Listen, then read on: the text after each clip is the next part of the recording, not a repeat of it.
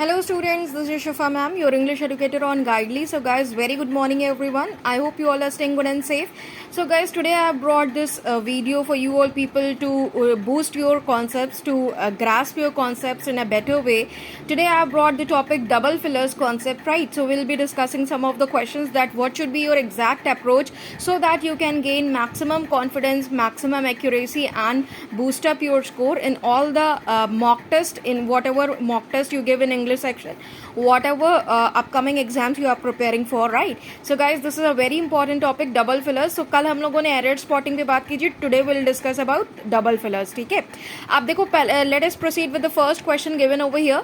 So the starting question is we can feel morally dash when someone insults us as long as we do not dash. ठीक है, तो अब dash upon those feelings by burning down houses. तो ये हमें question दिया हुआ है. अब कह रहा है we can feel morally dash. अब अगर हम इसका ग्रामेटिकली कॉन्सेप्ट देखें, morally जो वर्ड है, morally is an adverb. ठीक है, moral एडजेक्टिव है, morally एडवर्ब है. इसका मतलब एडवर्ब का जो क्वालिफायर होगा वो यहाँ पे या तो कोई वर्ब आएगा और या फिर कोई एडजेक्टिव आएगा या फिर कोई एडवर्ब भी आ सकता है जो दूसरे एडवर्ब को क्वालिफाई करता है. क्लियर है?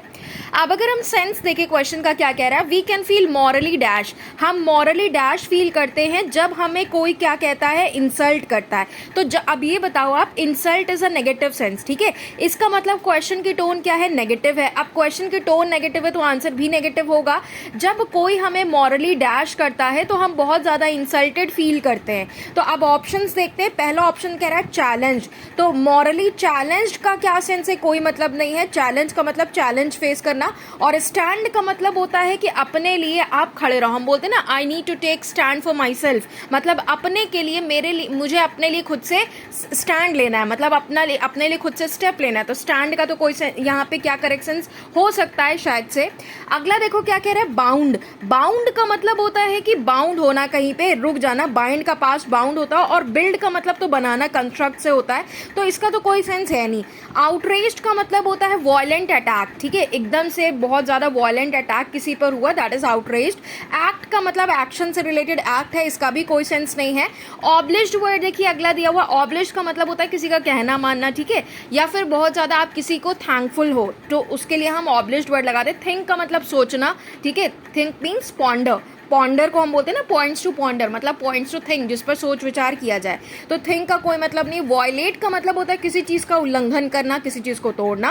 और हार्प यहाँ पे वर्ड दिया. हार्प का मतलब होता है musical instrument, that is called harp. ठीक है, तो अब मॉरली चैलेंज को का करेक्शन आएगा, क्योंकि चैलेंज देखो वर्ब फॉर्म है और हमें यहाँ पे ग्रामेटिकली वर्ब चाहिए, तो मॉरली चैलेंज्ड होगा करेक्शन. ठीक है, हम बहुत ज्यादा मॉरली चैलेंज फील करते हैं जब कोई हमारी बेइज्जती करता है, when someone insults us as long as we do not dash. जब तक कि हम क्या करते हैं, डैश अपॉन. अब देखो डैश के आगे अपॉन दिया है सेकंड ब्लैंक में, जो कि अपॉन आपका क्या है, एक प्रपोजिशन है. तो प्रपोजिशन के साथ सीधी सी बात है, यहाँ वर्ब आएगा.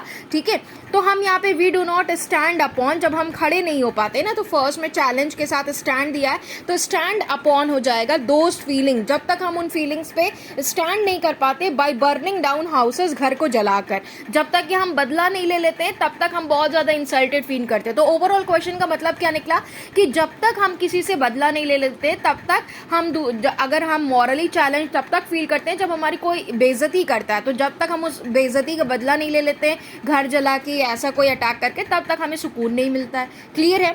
अगला क्वेश्चन देखिए क्या कह रहा है. So the perfect statement would be we can feel morally challenge when someone insults us as long as we do not stand upon those feelings by burning down houses. अगला question कह रहा है human beings are biological dash. अब देखो biological जो है, again ये adjective है. इसका मतलब एडजेक्टिव किस वर्ड को फॉलो करता है, नाउन. ठीक है, तो नाउन को एडजेक्टिव फॉलो करता है.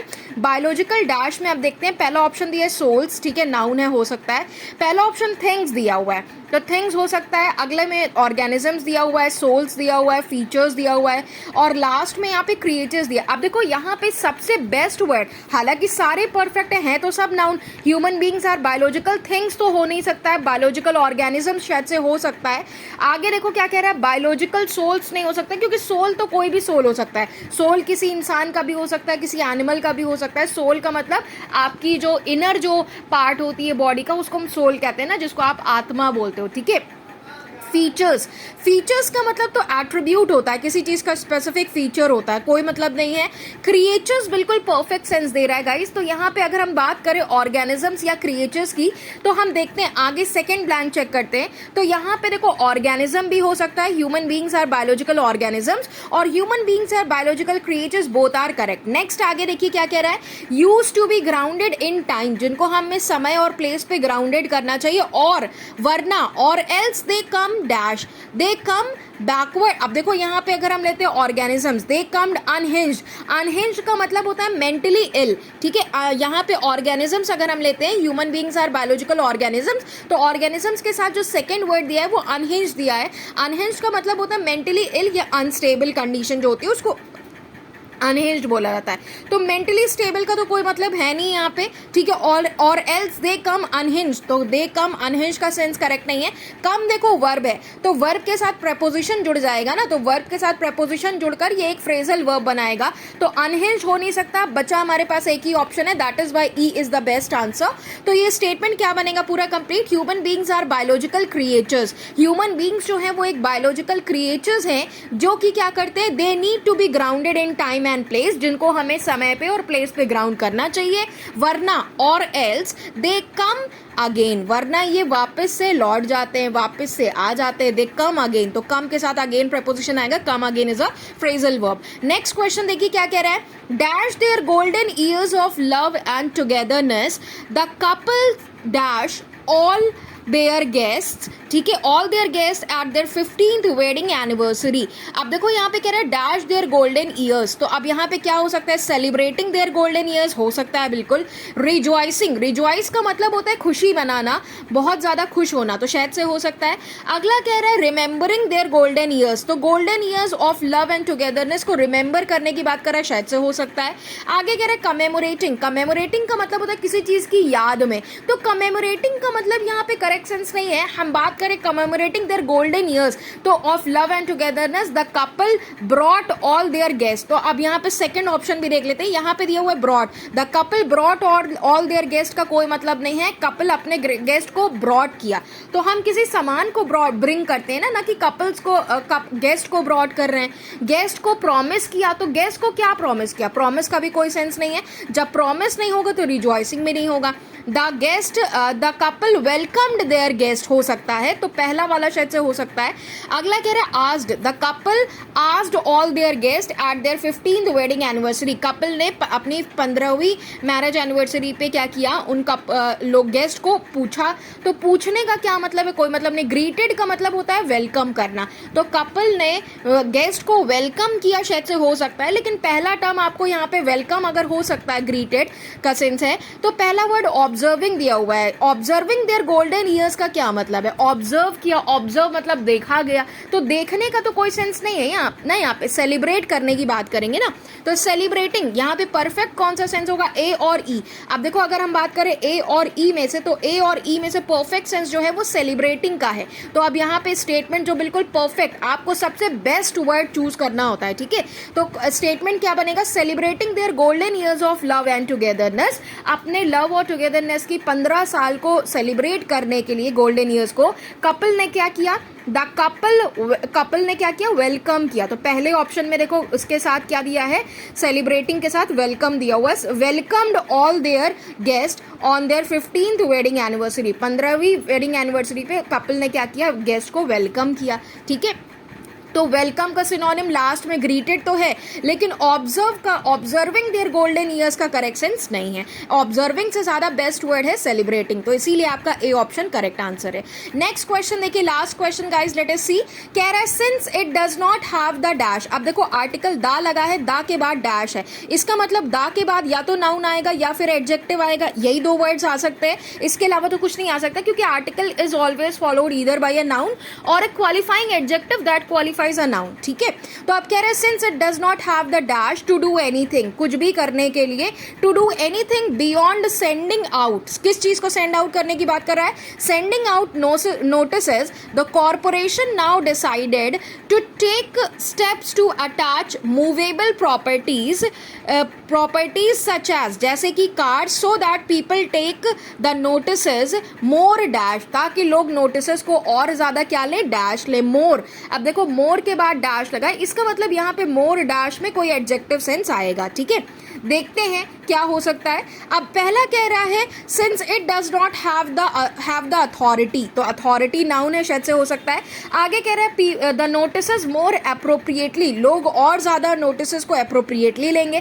तो भाई अप्रोप्रिएटली का करेक्ट सेंस नहीं है, यहाँ पे कह रहा है movable properties such as card, so that people take the notices more, ताकि लोग और ज्यादा अप्रोप्रिएटली ले, नहीं और ज्यादा सीरियसली ले ना। तो नोटिस को जो कोर्ट्स की तरफ से जो नोटिस भेजा गया है, ताकि लोग उस नोटिस को और ज्यादा सीरियसली ले।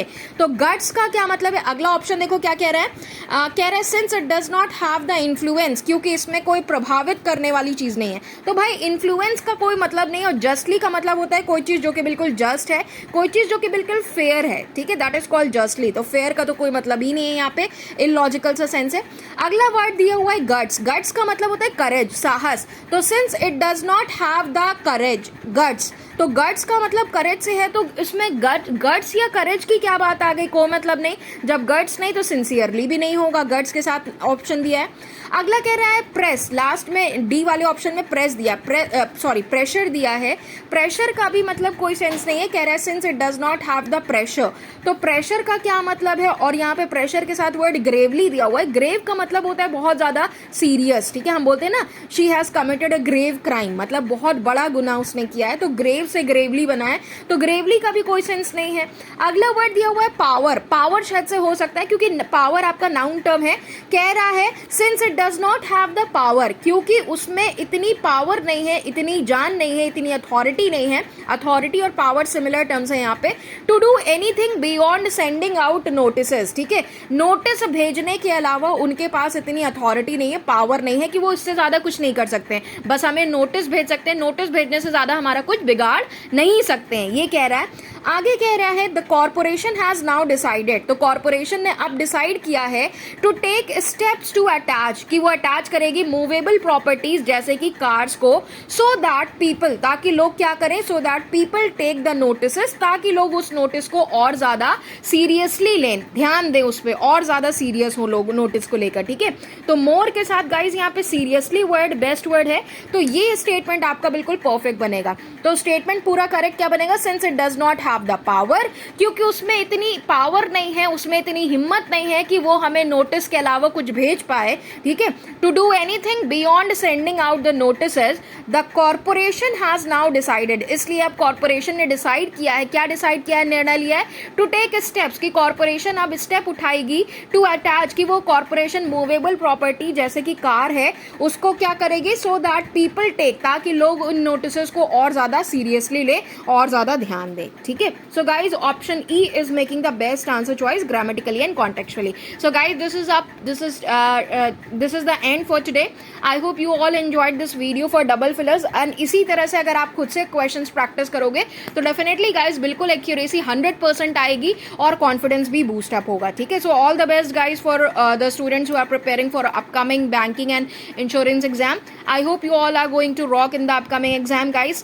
This is up till now, ठीक है। मिलते हैं आप लोगों से कल मॉर्निंग वाली 12:30 वाली क्लास में। Till then bye, stay safe, take care, be happy. And guys, जो बच्चे टेलीग्राम ग्रुप में नहीं है वो मेरा टेलीग्राम ग्रुप ज्वाइन कर सकते हैं, that is @English by Shifa ma'am. Therein you can post your queries, therein you can post your concern related to English section, whatever problems you are grappling with, you can surely post it over there and get it answered either by me or the other aspirants who are preparing like you people. Thank you everyone, stay safe, be happy, keep practicing, keep improving, keep enjoying guys.